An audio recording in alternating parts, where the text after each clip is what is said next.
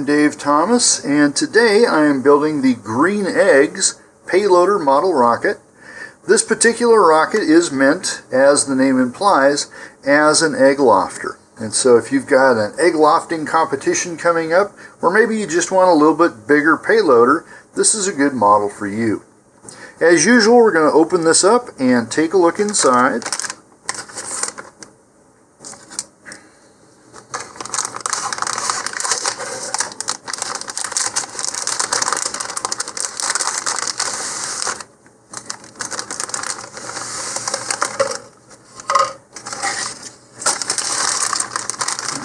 So let's start with the instructions here and check our parts list.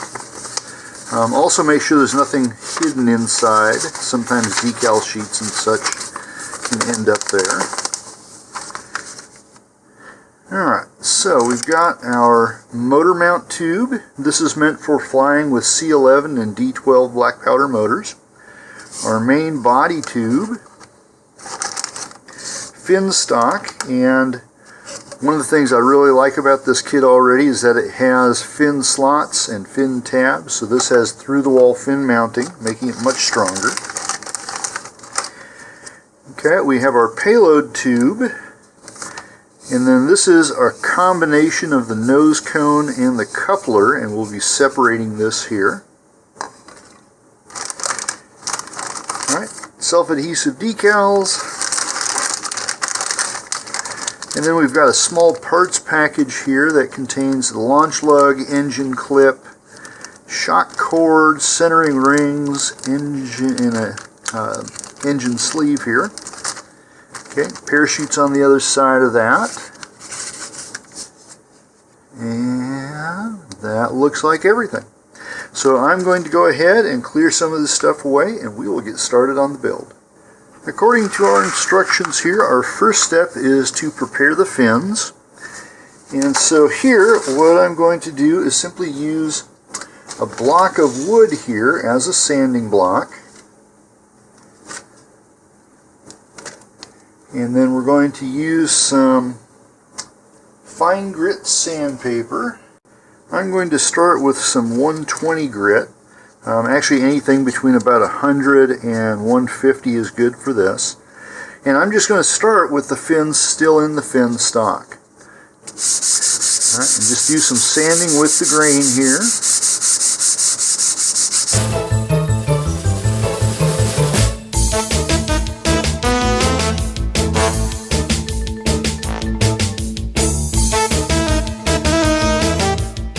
And just by doing that, we're going to smooth this out a bit. Now, if your fins had come out of the fin stock here, and they're just floating around loose in the package, that's fine. You just do the same thing with each fin, always sanding in the direction of the grain. Now I'm going to change this to some 220 grit sandpaper. Right, here I'm just going to wrap this on my sanding block as well. Okay, I'm going to do the same thing, and this is just going to give me a finer finish.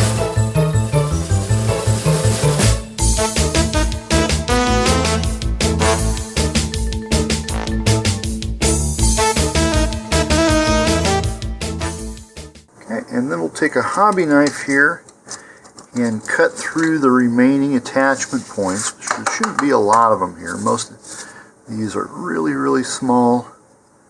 And these fins are acting like they're just about ready to pop out on their own.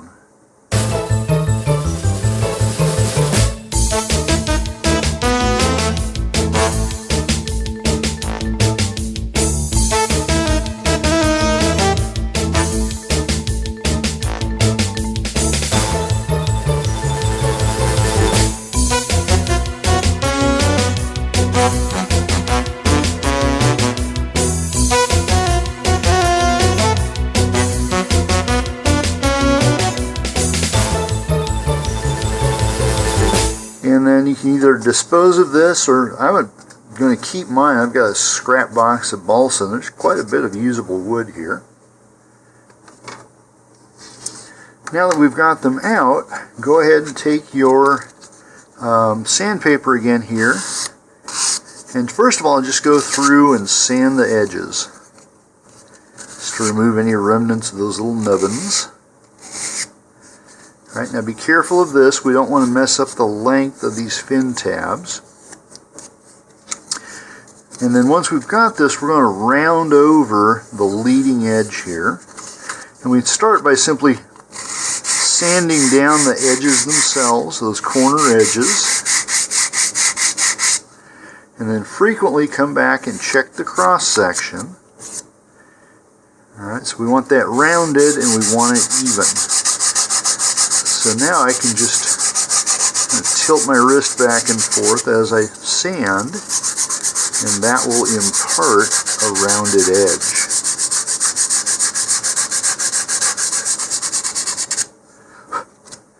Okay, now checking the cross section again from both ends. Looks like we need a little bit more sanding on this edge.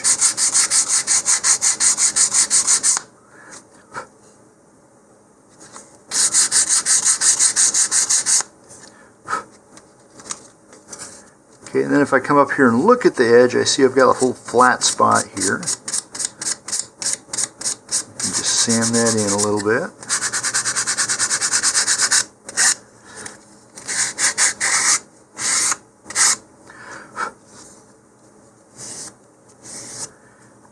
Okay, that one looks pretty good. And then for the other edges, you don't need to do anything else. If you'd like it to be a little bit more aerodynamic, you can either round or taper the trailing edges here. I wouldn't worry about the tip edge. The drawback to doing this, though, is it does make it easier to fracture a fin down here, because if you have this tapered down to a knife point, that becomes very brittle and weak. So it's kind of a trade-off between fin strength and aerodynamics. I'm going to go with the instructions here and just round the forward edges there, or leading edges. I'm going to do the other two off camera and then come back. This next step is optional. I'm going to apply some sanding sealer to the fins, and this will help give a smoother finish, and it also provides at least a little bit of additional strength. To do this, I'm going to use a polyurethane based sanding sealer, and I've got this kind of subsampled out into little bottles here. Minwax makes this. There are also some made by the other paint companies. You'll also need a piece of corrugated cardboard. Now in this case I'm using a rocket stand that I simply built out of an old casing and some corrugated cardboard. It's the holes here that we want. You can also just use the edge of a box or something like that. And then you're going to need some fine straight pins. Now occasionally people have asked me what these are. They're not sewing pins, these are dissection pins. If you haven't figured it out already, I'm actually a biologist. But any long straight pin will work, so sewing pins or fancier ones like this. And here we're going to insert this into our fin tab here. Just like that. And then I'm going to use a cotton applicator to apply the sanding sealer. You don't have to, you can use an old paintbrush or something like this, but I just dispose of mine when I'm done with them. So here's my applicator. Okay, so here I'm just going to dip this into my sanding sealer. Stir it up a little bit here. Okay, and now I'm just going to smooth this over the surface. I'm going to try to avoid putting this on the fin tabs because we actually want those to be porous so that they grab the glue well. If you want, you can use you can also just leave a little gap like this right along the root edge of the fin itself, and again that's just for better adhesion by glue.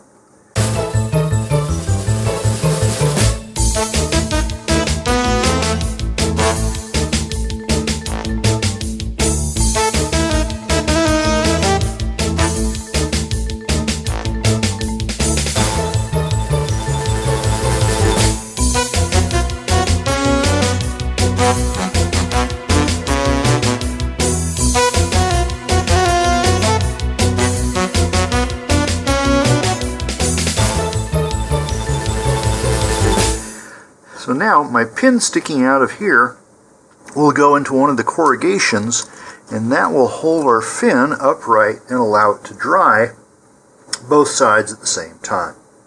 I'll do the same thing with the other fins off camera. Regardless of whether or not you've treated the fins with sanding sealer, our next step is to mark a line for the launch lug. And we're going to start that by simply finding a point in between two of the fins. And it doesn't matter which ones. All right, you can just estimate that there. And then using a door frame or a drawer edge, or as I'm using here, a line marking guide, we'll simply extend that line all the way down the tube.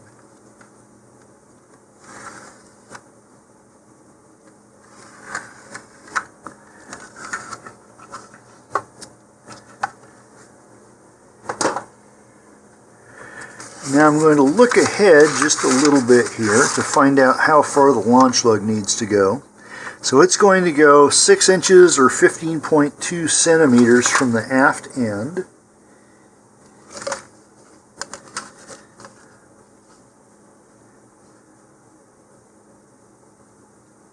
Okay, which is going to be right here. And then what I'm going to do is just take a little bit of sandpaper here and roughen the area where that's going to go on.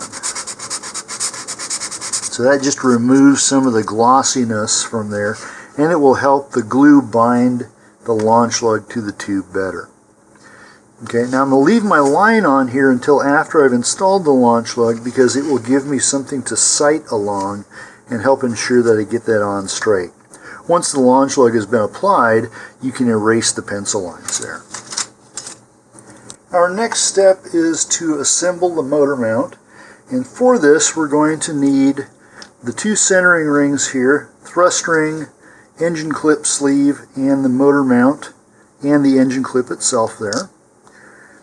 Now if you've had any experience with building mid-power rockets, it may come to your mind that why did they just do this with a C or a D motor mount where they could have used an E-sized motor mount and just put an adapter in for the shorter engines? And you can do that. I'm just going to build this in the stock manner here. But if you did want to make this so that you could run black powder E engines in there, what you would need to do is get a section of BT20 tube, or no, excuse me, BT50 tube. That's what this is. And this is 7 centimeters long. To do this with an E motor, this needs to be 9.5 centimeters long. So you'd have to have a little bit longer tube here. You will also need a different retaining clip. You can use the spring style one like you have here, and Estes makes these in the longer length for the E motors. Or you could possibly put on a screw type one on the end there, and Estes makes those as well. Okay, and then if you want to use this with the shorter motors, you just have to have an adapter spacer that goes in to take up that extra space. As I said, I'm just going to do this stock, but it's an option if you've got a little experience modifying kits. Alright, so I'm just going to pop out these centering rings here. Usually you just do this with your finger. If they're being really recalcitrant, you can use your hobby knife.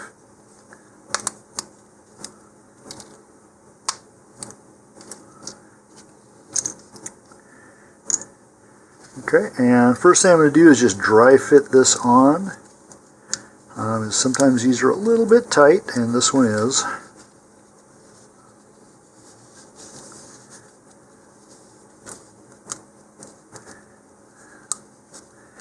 Okay, so there are a couple of things we can do. One is it's probably catching on these nubbins here, so you can just sand those lightly. The other thing you can do is take your nose cone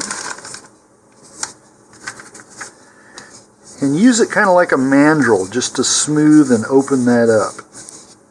You can do it from both sides. Alright, and then try that again. Alright, and that's still pretty tight, so I'm going to have to sand this. So here I'm just using a bit of 120 grit. Just anything between about 100 and 220 will work fine. I'm just going to run this along the inside, sand off those little nubs from the cutting process, and just open the diameter a little bit. While I've got it, I'll go ahead and sand the outer ones too, because they'll probably get in our way as well.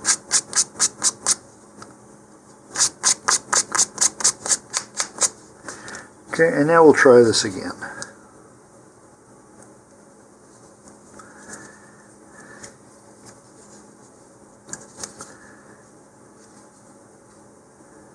There we go. It's firm, but it goes on. I'll do the same thing here with the other one. Again, we'll go ahead and sand off those outside nubs.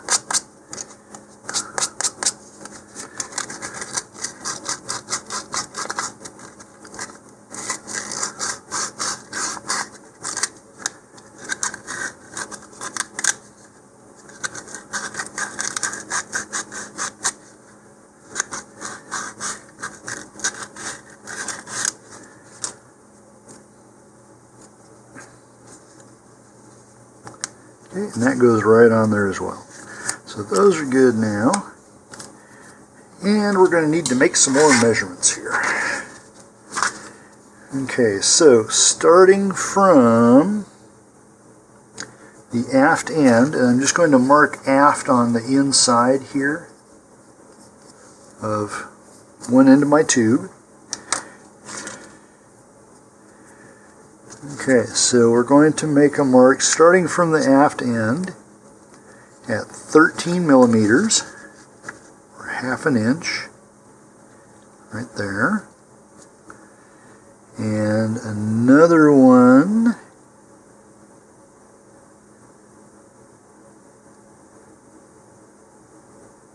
at 1 inch, or 25 millimeters.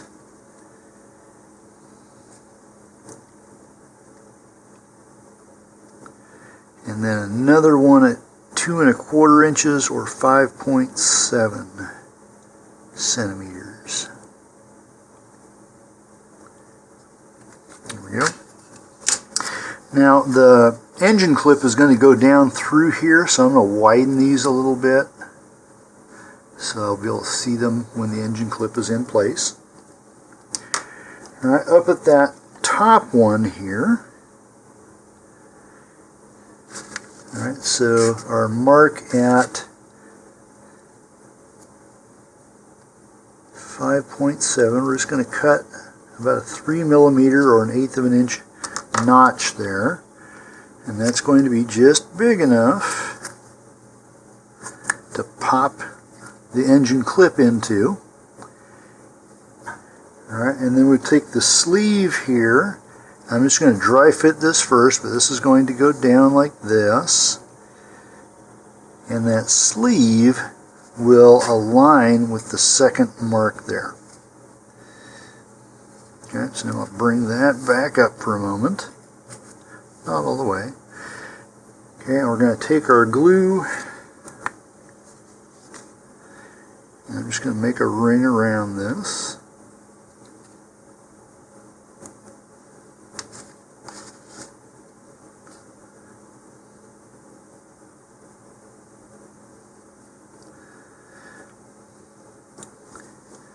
Alright, now this really isn't carrying any strain, so you don't have to worry about fillets and stuff with it. Now if you got excess glue, you can go ahead and smooth it into a fillet. Alright, that.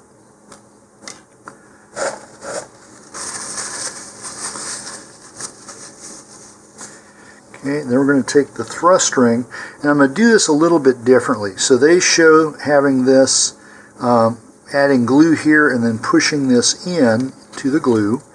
And for most things where you would be putting couplers and things like this, that would work. The problem is, in this case, when you push this in, any excess glue is going to get pushed down inside the tube there, and that's not a good thing to have. So instead, I'm going to apply the glue to the ring here.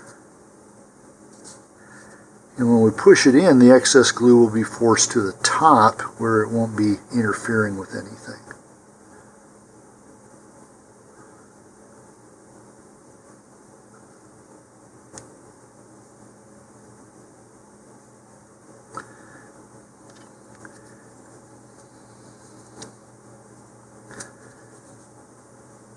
Okay, so now that's going to get a little snug due to the glue. And we're going to push that all the way down till it's sitting right on top of the engine hook.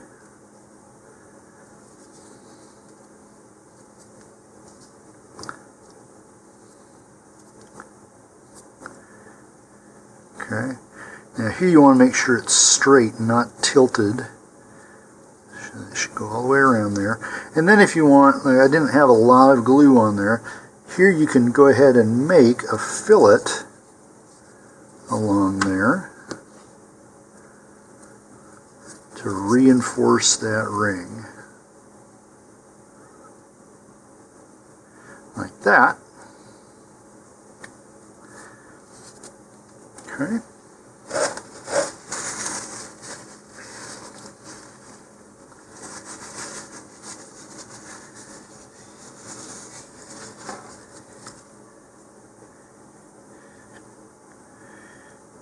Alright, straighten that out again.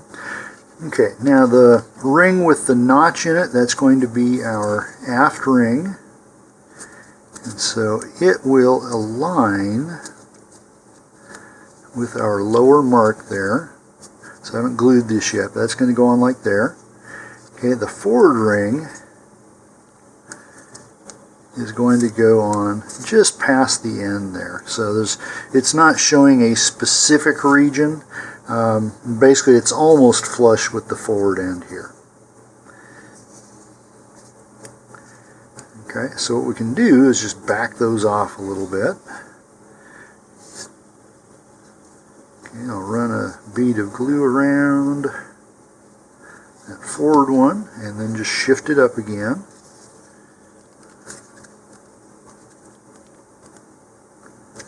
Okay, until I'm close to the edge there.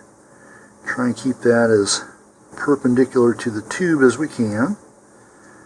Alright, and I'm just going to smear that around into a fillet, and any excess I can put on the interior edge as a fillet as well.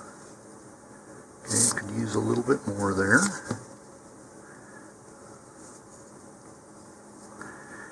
Alright, and then down here at the aft end I'm going to do the same thing. I'm going to back that toward the edge in this case.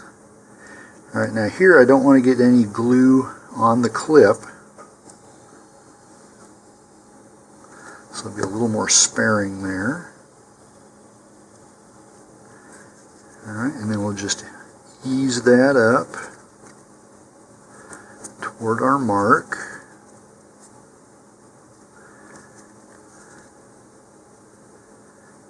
Okay, make sure everything's still straight.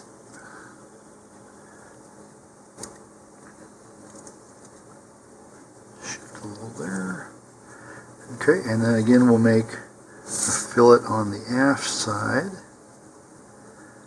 Again, keeping it away from the engine clip.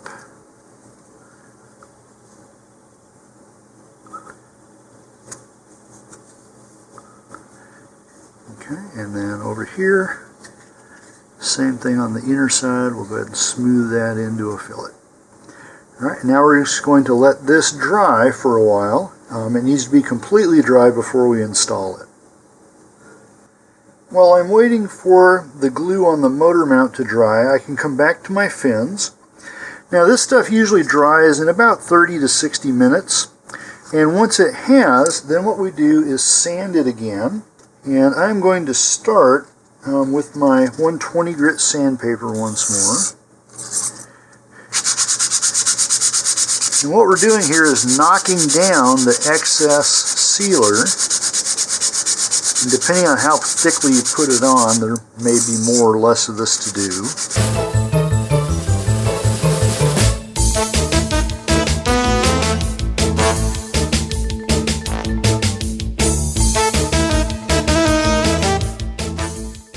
don't want to forget our leading and trailing edges here, because they'll have it on them as well.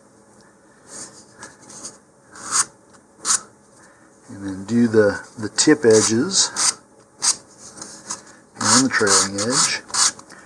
Okay, now you shouldn't have anything down here, but if you did get some on the root edges, go ahead and sand that. I don't have any on there, but I've got a little bit of balsa nubbins there. Let's clean those off. Okay, so I don't know if you can see this. There's a little bit of a sheen there, so the shiny areas are where we still have the sanding sealer, and then where we've sanded it off, it takes on the duller finish of the wood.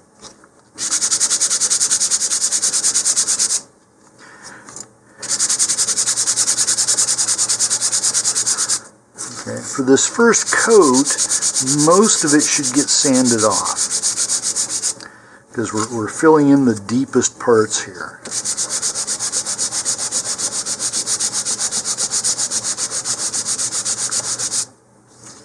Now, depending on how smooth you want your fins to be, you can do this just once.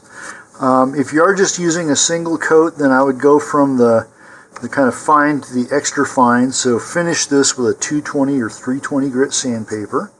But what's more common is now, after you've had the fine sanding, is go ahead and recoat this with another layer of sanding sealer, let it dry, and then sand it again. And you can keep repeating this process till you get your fins to the desired smoothness. I usually do 2 coats personally, and then anything that it needs beyond that, I'll use a filling primer for. So I'm going to go ahead and sand the other 2 fins off camera, and then recoat all 3 of them also off camera, and then we'll come back. While we're waiting for glue to dry, we can go ahead and work on the payload section. So the first thing we're going to need to do is to cut the coupler away from the nose cone here.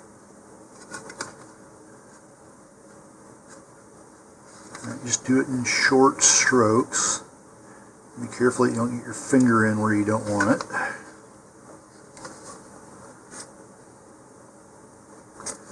Alright, be careful as you come to meet the other side there. It's going to tend to want to slip. There we go. Okay, so this will become the coupler, and our payload section will fit over it like this. Okay, and then you've got the nose cone that'll go on like this. Now, at this point, you've got some options. Okay, so the suggested color scheme for this rocket basically has the nose cone and the coupler unpainted, and that's going to be the easiest way to do that. You do have a little bit of a seam here on both sides of the nose cone, and if you want to get rid of that, you'll need to sand this, and then after that you'll probably want to go ahead and paint it. It's not a really prominent seam, and so if you don't want to go through the trouble of sanding and painting the nose cone and just like the yellow color, you can keep it that way. That is probably what I'm going to do here. I will still paint the main body tube though. Okay, so coming back to our instructions. Okay, so they're not gluing any of this, and that makes it more versatile, but also potentially problematic. So what they recommend here is applying masking tape. And I'm going to use some green masking tape so it kind of matches with it here. All right, but running a circumference of masking tape around here. Alright, which that is not quite a circumference, but I'm going to start with that. Fold that inward. Okay, so that's more snug, but not quite there. And if you're actually going to loft an egg in this, you want these to be snug.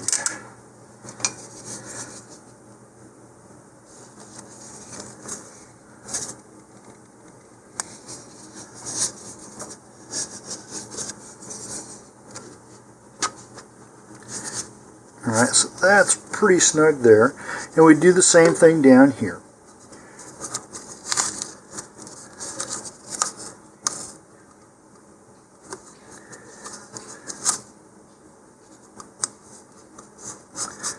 Okay, and it's doing basically the same thing. Put that in. Alright, now that's fairly snug, but I can still pull it apart with not too much force.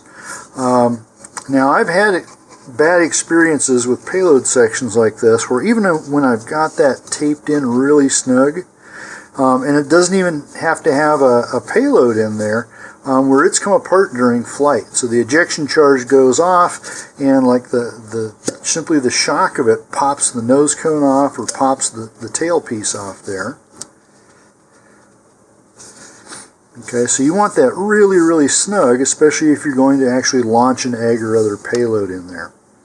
Now, something you can do to help ensure that this will not come apart is use some reusable plastic rivets.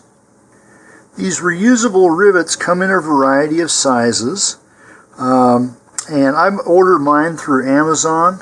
You can also find them in automotive stores. They'll be in with the trim areas because similar types of things are often used to hold plastic trim on your car. Several of the rocket retailers also sell these. I know Apogee does, and I think a couple others as well. And what these do is you simply drill a hole through both the payload section and the nose cone or the coupler. And these come in two parts, so it's got a little peg here. And when we push that peg all the way in, it causes the bottom of the rivet to expand so it can't come out again. And you can get these both in different diameters and different lengths. These are actually probably going to be a little bit too long. It won't hurt it, but they may rattle around a little bit.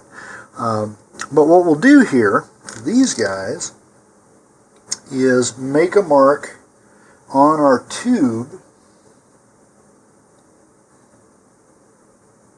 And for that, I recommend using a marker rather than a pencil.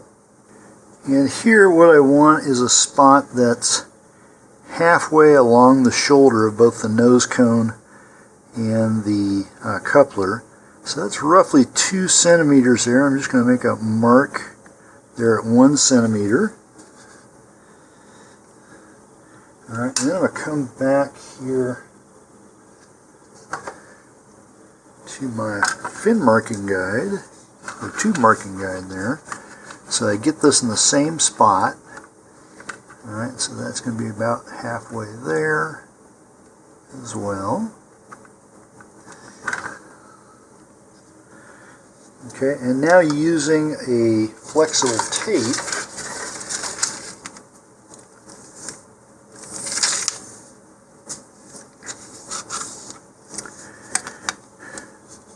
okay, I'm going to go from that mark all the way around the tube. Okay, and that's right about 14.5 centimeters. And so half of that will be 7.25 centimeters. 7.25 is going to be about there. Okay, so now what I'm going to do is go off camera and I'm going to drill holes through this that will just fit these particular rivets. Now the rivet sizes are usually metric, and these are 3 millimeter if I recall correctly. But if you're in the US, it's really hard to find metric drill bits. And for that reason, I suggest starting with something just a little bit smaller than this and work your way up. It turns out that an 1/8 of an inch drill bit was about right there. And so that fits in. I'm going to go ahead and remove the masking tape now. But I am going to mark this just a little bit here. I'm just going to put a little mark there so I know that's the aft end that goes to the coupler. once we've got this all together, we can actually put a little sticker or something there so that we know which end is which. Because unless you got your measurements exactly identical, these are only going to fit in one direction. Okay, so we'll go ahead and put that in. All right, now notice it's not lining up. So let's switch it around there, and now it is. Okay, and then we just put the little rivets in and push the plunger all the way in. Like that.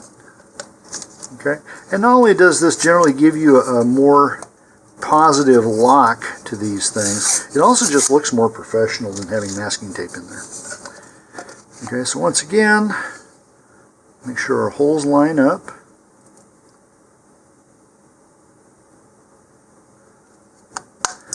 Pop those in. Okay, so that's how it looks now. If you're actually going to run a payload in here, I make a couple of suggestions. One is we do have this hole down here in the nose cone. I would suggest filling that in, probably with a little bit of epoxy, but even just a piece of tape over that so that ejection gases don't get up inside the payload tube there. This little part here needs to be cut out. This is where the shock cord and parachute are eventually going to go. And just be careful that you don't cut through the eyelet. There we go. Okay. And then, especially if you're going to carry an egg in here, you're going to want some padding. You may even want to take some fiberboard or heavy cardboard or some scrap balsa and seal the openings for these so that your egg doesn't try and go up or down. You're also going to want some padding in here. So when that egg is inside, it should be firmly padded so that it can't shake around in there, because that will definitely cause breakage. The same would be true of other types of payloads as well. All right, I'm going to go ahead and set this aside for now, and we should be about ready to put the motor mount in. I'm ready to put in the motor mount here. And I'm going to do it a little bit differently than what they show on the instructions. And so what they're showing is to put a ring of glue just forward of the slots and another one right at the edge here, and then putting this in. The problem with doing that is that when this first forward ring goes in, it's going to push that aft ring of glue forward, and there's not going to be much left down here holding the aft ring in place. So I'm going to do this just a little bit differently. You will want some sort of an applicator for this. I use these extended cotton swabs, but just a balsa scrap or something like that works as well. Okay, so I'm going to put this first ring of glue right at the forward tip of the fin slots. This doesn't have to be really heavy, but you do want it to be pretty uniform.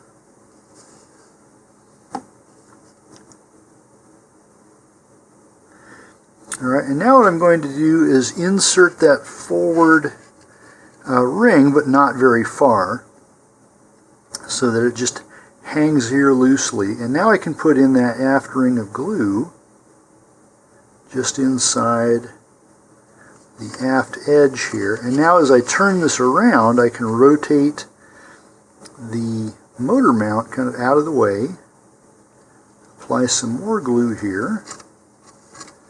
Alright, and do the same thing once more. I'm going to rotate this and add the glue.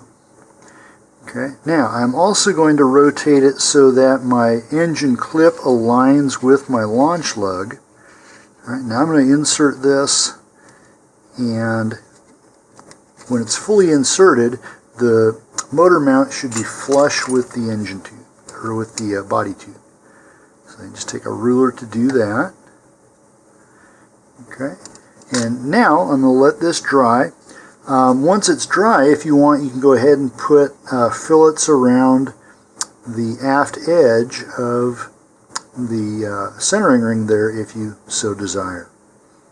Okay, so I'm going to let this set and dry, and then we'll come back and work on the fins.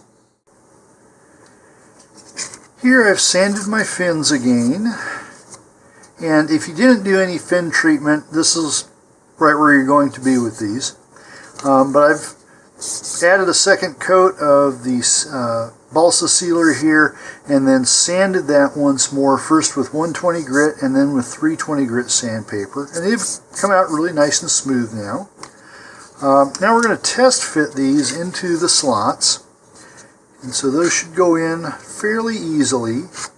And this narrow, or shallow I should say, notch here should fit over the retaining ring inside that went on the outside of the motor mount.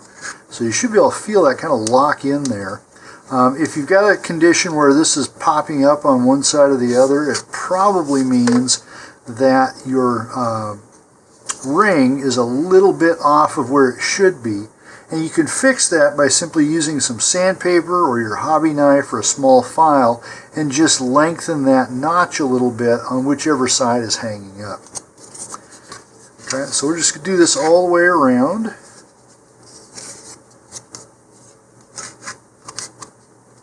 All right, and again, you should feel that notch kind of lock in there so you won't be able to slide them.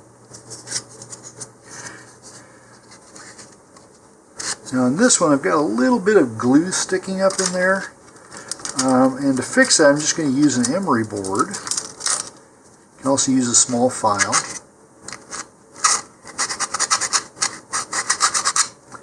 Alright, but I just need to sand that out of the way a little bit. There we go, and now that fits as well. So, well, it's still popping up a little bit. We'll give it a little bit more sanding then.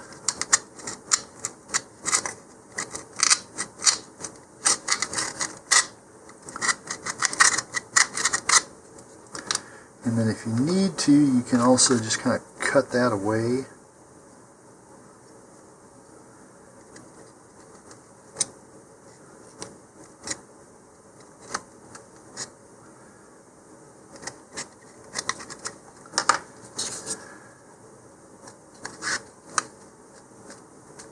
That seems to be fitting now. Alright, so we'll go ahead and take those all back off again. Okay, and here we're just going to apply a little bit of wood glue. And we're going to apply it down here to the fin tab edge. That's actually way too much. You don't want a lot of excess glue or it's going to take forever to dry. Just a nice even film. And then the same thing here along the exposed root edges.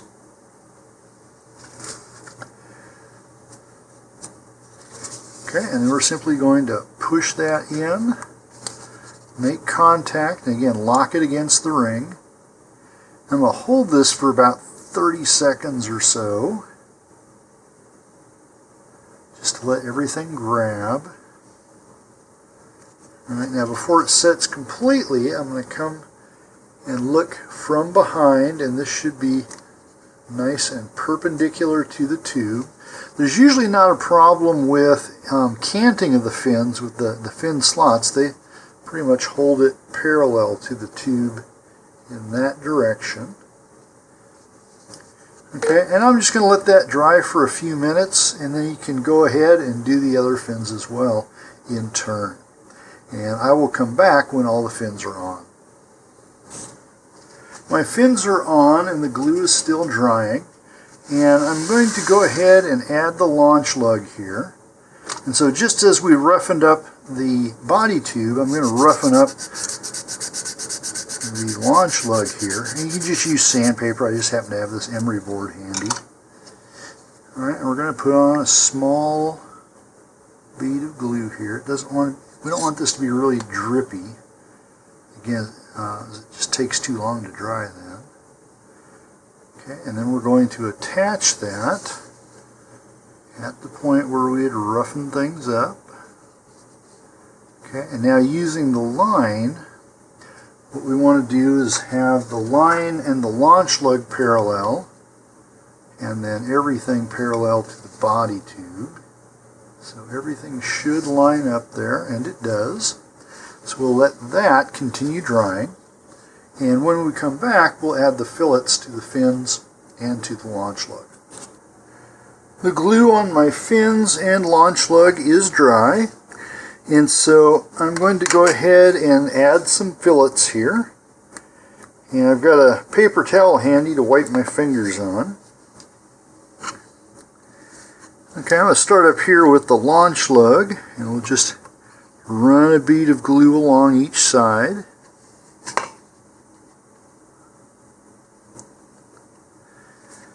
And then we'll smooth that in with a finger.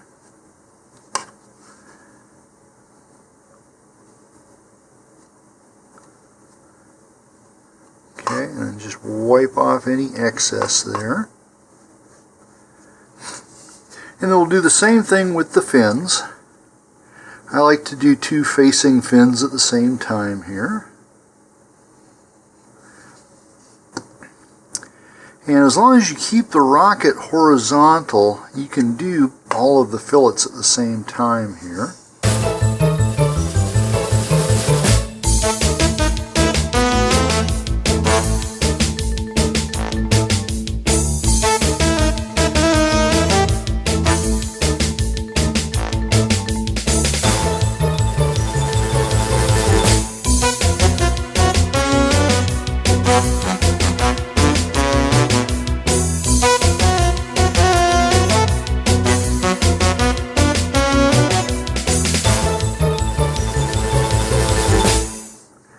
Those all look good, and so now I'm just going to set this aside to dry in a horizontal position. While I'm waiting for the fillets to dry, I'm going to do an optional step here, and that is to put some bands of self-adhesive vinyl over the areas where the coupler and the nose cone shoulders will be. And this will just be for aesthetics. It just hides the cut shoulder and everything here. And here I've just got some scraps. Now this is cricket vinyl, so you can get this in most hobby shops. And as I said, these were just some scraps I had left over from other projects. So I'm just going to make some wraps out of these. So first I'm just going to wrap this around to get an idea of where I need to cut it. Okay, so I'm going to allow for just a little bit of overlap there.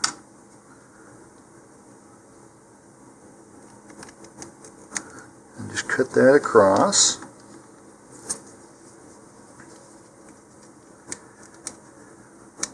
This will also let me know which end of the tube is forward and aft, since there'll be two different colors there. This is the hardest part of the whole thing, just getting that off. This is the permanent type of vinyl, and this is what I recommend. The temporary types could come off during flight. There we go.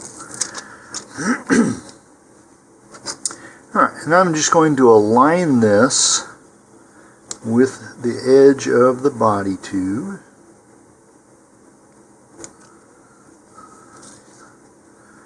Just keep a little tension on it as I move across here. And it's okay that I'm covering up the holes. We'll just cut those back out again here in a moment.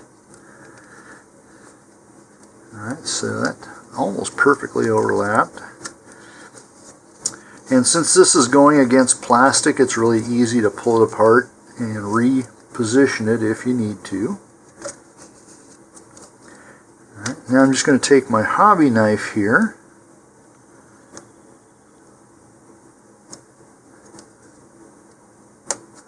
and cut through.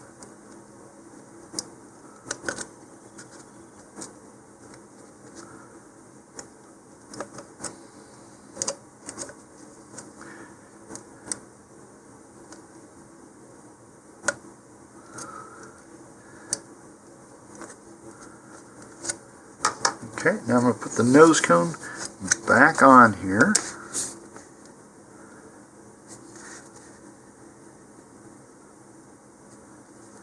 Alright, realign that. Now I'm doing this in stages, mainly just so I don't lose pieces. but you could take the whole thing apart and do it all at once. Okay, and then I'm going to do the same thing down here, except this band will be silver.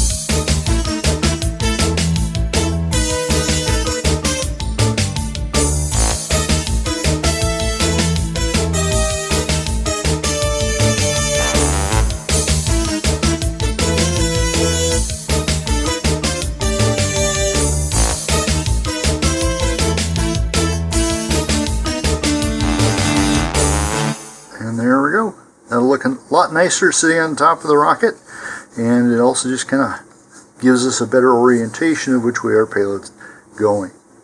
Something else we can do while we're waiting for fillets to dry is to assemble the parachute here.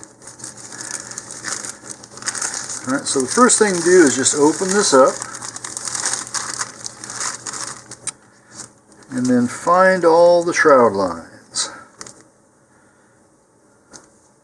Okay, so make sure they're untangled, and then I'm going to loop all of these onto one finger on one end, and in my other hand I'm going to hold the center of the parachute here, and then when I pull tight, all of the parachute corners should come down to about the same level. Alright, if they're not, you can adjust it by turning the relative length here on each side of the shroud lines. It could also be that you're not holding the parachute in the right spot. Okay, these all look pretty good. Now there are two ways to do this. In the instructions it shows tying this directly to the payload section. And so we would take our loops of shroud lines here, pass those through the eyelet, and then take the entire parachute, pass it through there, and pull it down taut. Now I'm not going to do that because I don't like to permanently attach parachutes to my rockets. Instead, I'm going to attach it with a snap swivel. Now if you want to do this, you have to buy the snap swivel separately. It doesn't come with the kit. Alright, so once more here, I'm going to gather up all my shroud lines, make sure everything's even as it should be there. Okay, and now I'm going to grab over here so I don't lose the relative length of the shroud lines. And I'm going to take a snap swivel here, and you can find this in the fishing departments of sporting goods and hardware stores and department stores and such. The size doesn't really matter a whole lot as long as the clip-on section here, the actual snap section, will fit onto the eyelet here. We'll come back to that in just a moment. Alright, so I'm going to take all my loops here that I've gathered down and put them through the eyelet of the swivel end here, so the round end. Alright, pass those through and then line them up again. Okay, and back here on the other side, I'm not letting this go so that my shroud lines stay the same length. So right now, it's the swivel's just hanging down here. Now I'm going to take the entire swivel and pass it up through the loops, and then pull the loops downward. Okay, and then while still holding it, I'm going to pull those tight, and that's going to form its knot here right on the swivel eye. I'm going to recheck my shroud lines, make sure nothing's moved significantly. Right, if they have, you can just loosen this and try again. But if you do have it where you want it, then take some wood glue or some white glue and just put a little teeny tiny dot on there. Doesn't take much at all. Okay, and just work that into the knot, and that will hold it in place. Alright, so now when I'm ready to launch, I simply open this up like that, pop it over the eyelet on the payload section, and then close it up. Now, at that time, we'll also have the shock cord attached to here.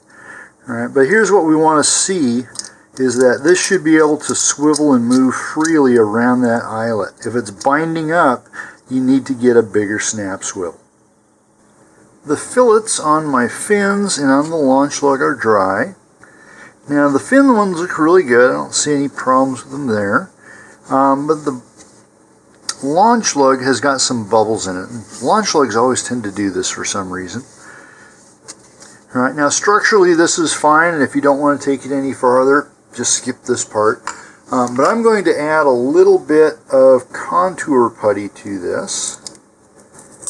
And if you're not familiar with it, this can be found in most hobby stores. It kind of looks like cement. Alright, so it comes in a tube like this. I use testers. There are several brands out there. Any of them work just fine for this.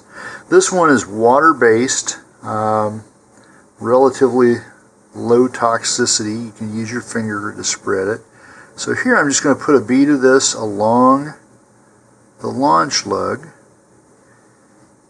And you want to work with this quickly as it starts getting really tacky really quickly. So I'm just going to smooth that in. Now this is mainly for aerodynamic and for aesthetic purposes. It does not really strengthen the fillet there, so you don't want to use this for your primary fillet.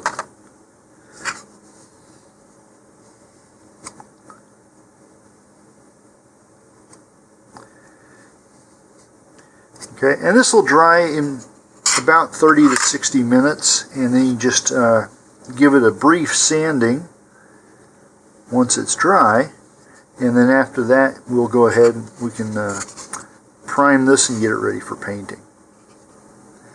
Here my main body tube is painted. This has had a coat of primer and then 2 coats of gloss white enamel. Now we do still have to put the shock cord in here. And so for that, you're going to need the shock cord mount, and that is part of the instructions here. There we go. Alright, so we'll just cut this out.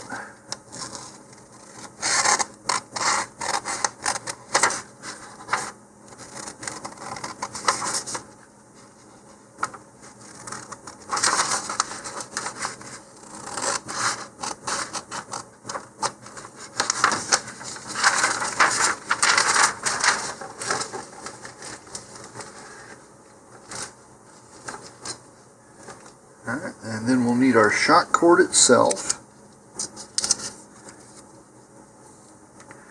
Okay, now I'm going to do this a little bit differently than the instructions show. One of the viewers of a previous video suggested taking the shock cord at the end here and cutting it lengthwise to kind of a forked tongue here. And the idea being that if we spread this out like such, when we do this, then when this folds over the main part of the shock cord here, it's not going to form a big lump. Okay. If you've seen my other videos, you've probably seen that I often do it this way, where I put an angle for the same reason, so that when this folds over, it's not directly on top of the main part of the shock cord. So either one is fine. I'm going to start here then with some glue on the shock cord mount. I'm just going to run a bead of glue right down like that. Okay, and we're going to smear this around here, because what we want in the end are layers of paper and glue with the shock cord caught in there without a lot of bubbles. Alright, so I'm going to lay that flat and open up the tongue, so to speak. All right, then we're going to fold the 1 over onto the 2.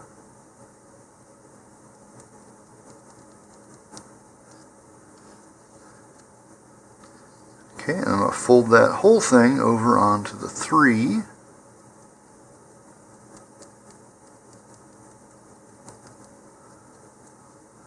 Alright, then we're going to put a bend in it here, like that. And then we're going to add some more glue. And then this is going to go down inside the body tube here. And it needs to go down as far as you can reach it with your finger, so that it does not impede the ejection of the payload section and the parachute. Alright, now I'm just squishing this against the interior of the tube here and against my other hand. Alright, and trying to get all the bubbles out, the glue flat and evenly distributed. Okay, so you can look down in there, you can probably just see it. A little bit of glue squirting out there, that's fine. We'll just put that in. Okay, and then really quickly here, I'm going to clean up the glue that's spilled all over my mat. Oh, it was a little bit messy.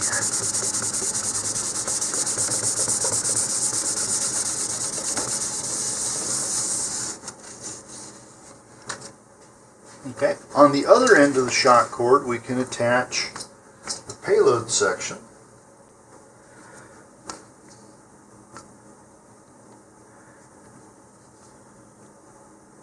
Alright, so I'll just take the other end of the shock cord, we're going to pass that through the eyelet.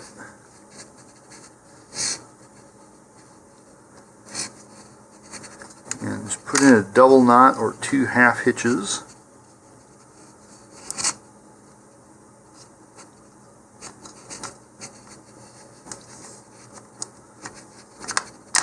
Alright, and then pull that from multiple directions. Make sure it's good and tight there, and I'm going to put just a little dab of glue on the knot.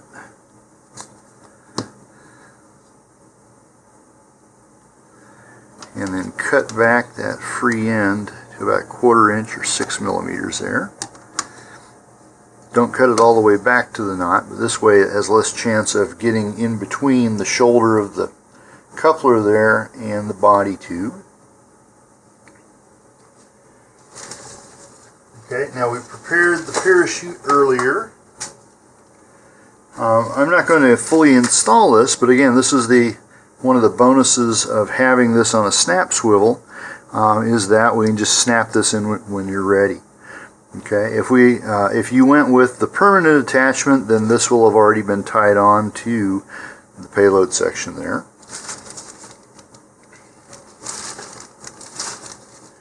And so the last thing we need to do is apply the decal. Our last task is to apply the decal, and if we look here on the cover sheet, okay, they're showing this in between 2 fins and midway up the body tube there. I'm actually going to put mine in line with the fin opposite the launch lug so that when it's on the pad you can see it easily.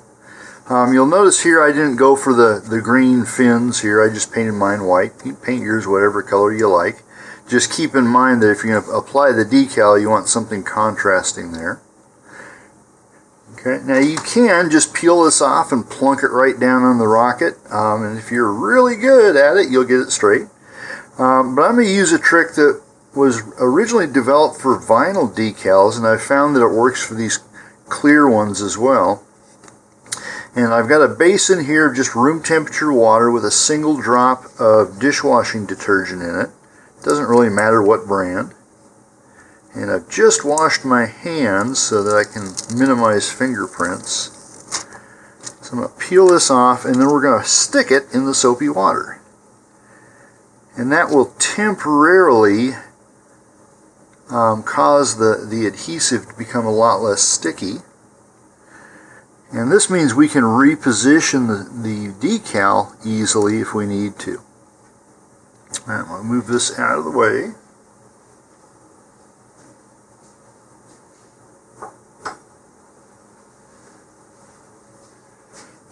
Okay. That's pretty darn close. I can come down a little bit.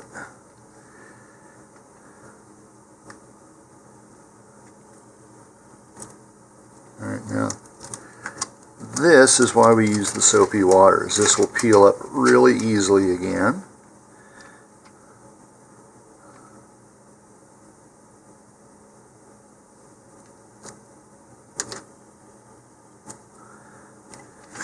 Okay. That looks pretty good to me. So once you have it where you want it, then just take a cloth or some tissue here, or paper towel, and just squeegee the water out of it, along with any air bubbles. Okay, now one of the things that you may notice is initially this may take on kind of a milky color. After a few days that will go away and it'll just be nice and clear. And the other thing this does, it tends to minimize the air bubbles underneath it.